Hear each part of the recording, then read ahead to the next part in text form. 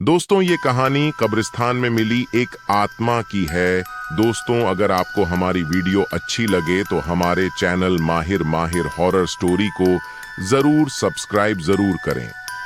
तो चलो कहानी को शुरू करते हैं। मेरे घर के रास्ते में एक कब्रिस्तान पड़ता है। जब भी हमें कहीं पर आना जाना पड़ता है तो कब्रिस्तान के सामने से ही आना जाना पड़ता है। मेरे साथ कुछ हुआ था एक दिन मेरे साथ उस कब्रिस्तान वाले रास्ता पर जो हुआ, मैं आज तक उस घटना को नहीं भुला पाया, उस जो कि मैं आप लोगों को आज बताने जा रहा हूं। मेरा नाम रामू है और मैं अपने परिवार के साथ उत्तर प्रदेश बिजनौर मैं रहता हूं।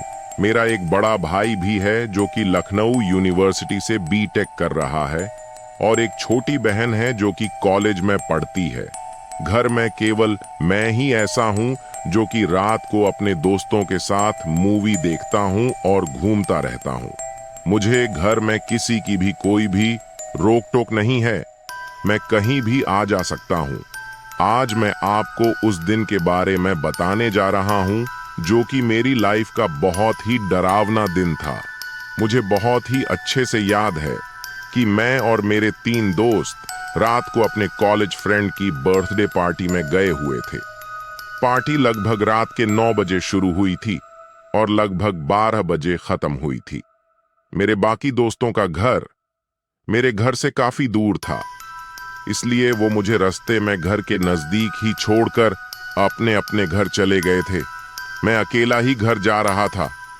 जैसा कि मैंने आपको बताया कि मेरे घर के रास्ते में ही एक कब्रिस्तान पड़ता है। तो जैसे ही मैं उस कब्रिस्तान के पास पहुंचा तो मैंने किसी को देखा जो कि बहुत ही अजीब था।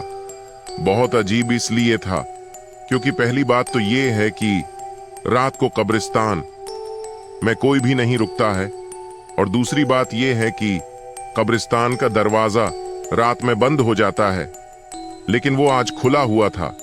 ऐसा आज तक कभी भी ऐसा नहीं हुआ है। पहले तो मैंने सोचा कि किसी को बुलाऊं और इस बारे में बताऊं, लेकिन बाद में सोचा कि क्यों ना मैं खुद ही जाकर देख लूं कि क्या बात है, क्योंकि वैसे तो मैं डरता नहीं हूं, लेकिन कभी कभी डर लगना भी बहुत जरूरी हो जाता है।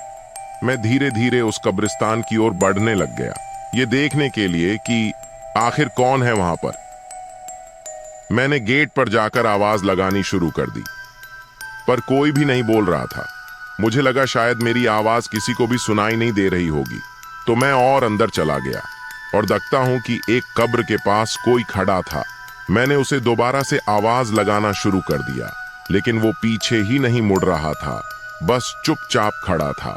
अब मैं उसके पास गया और उसके कंधे पर अपना हाथ लगाया तो उसने एकदम से पीछे मुड़कर देखा।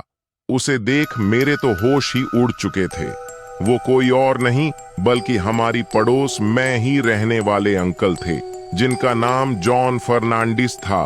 वो मुझे देख रहे थे और मुझे बिल्कुल भी विश्वास नहीं हो रहा था कि आखिर ये कैसे हो सकता है। वो कैसे किसी और को या फिर मुझे नजर आ सकते हैं। जी हाँ, क्योंकि उनकी मौत लगभग 15 साल पहले ही हो चुकी थी, लेकिन फिर भी वो मुझे साफ नजर आ रहे थे। इससे पहले कि मैं उनसे कुछ पूछ पाता या फिर किसी और को बुलाता, वो अचानक से धुएं की तरह वहां से गायब हो चुके थे। ऐसा देखकर मेरी तो रूह ही कांप गई थी।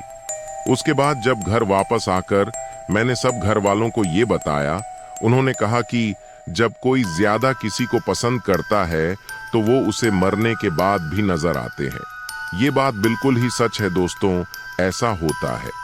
जैसा मेरे साथ हुआ है, जीवन में कभी कभी ऐसी घटना भी हो जाती है जिनके बारे में हमें पता नहीं होता है, मगर जब हमारे साथ ऐसा कुछ होता है